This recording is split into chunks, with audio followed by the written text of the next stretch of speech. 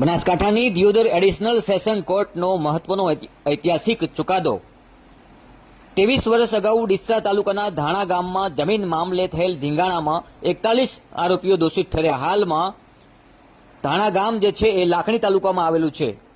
23 વર્ષ અગાઉ જમીન મામલે બે જૂથ વચ્ચે મારામારી થતા બે વ્યક્તિના મોત નીપજ્યા હતા। દિયોદર એડિશનલ સેશન કોર્ટમાં કેસ ચાલતા કોર્ટે બંને પક્ષના 41 જેટલા આરોપીઓને આ જીવન કેદ ફટકારી છે।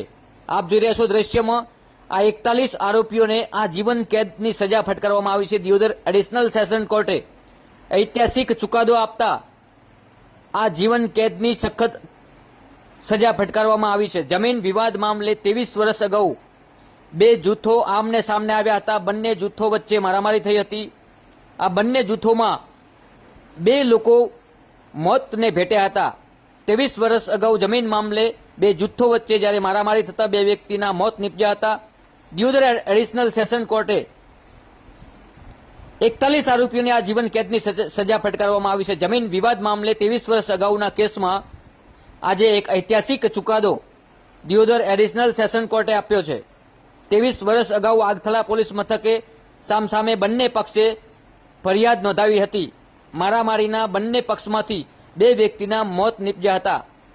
આખરે 23 વર્ષે આ ચુકાદો આવ્યો છે। દિયોદર એડિશનલ સેશન કોર્ટે તમામ આરોપીઓને દોષિત ઠેરવી આ જીવન કેદની સજા ફટકારવામાં આવી છે। આપ જોઈ રહ્યા છો દ્રશ્યમાં આ એ જ 41 જેટલા ટોટલ આરોપીઓને આ જીવન કેદની સજા ફટકારવામાં આવી છે। કેટલીક ચર્ચા વિચારણાઓ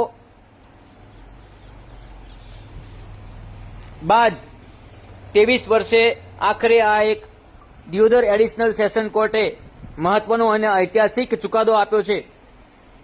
ગુજરાતના ઇતિહાસમાં કહી શકાય તો પણ ચાલે। લાખણી તાલુકાના ધાણા ગામે જમીન મામલે આ ધીંગાણું થયું હતું અને ધીંગાણામાં બે લોકોના મોત નીપજ્યા હતા। જમીનનો વિવાદ કેટલાય પરિવારોને આજે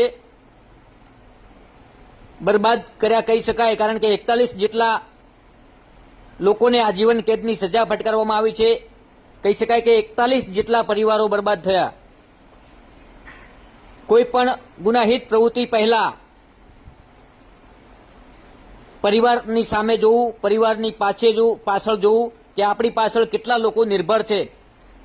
આ ચુકાદો આવતા એક સંદેશ પણ જાય છે કે કોઈ પણ ગુનાહિત પ્રવૃત્તિઓ કરતા 100 વાર વિચારવું, કારણ કે આપણે ગુનાહિત પ્રવૃત્તિઓ ધરાવતા ગુનાહિત પ્રવૃત્તિઓ કરવા પાછળ આપણો પરિવાર કેટલો દુઃખી થાય છે, આ પણ સૌથી પહેલા અગત્યની મહત્વની વાત છે। આ ચુકાદો એક સંદેશ પણ આપે છે કે આપણી પાછળ ઉભેલો આપણો પરિવાર કેટલો દુઃખી થાય છે જ્યારે આવી કોઈ સજા ફટકારવામાં આવતી હોય છે। ગુનાહિત પ્રવૃત્તિઓ કરતા લોકોને ખાસ ચેતવણી સમાન આ દાખલો છે।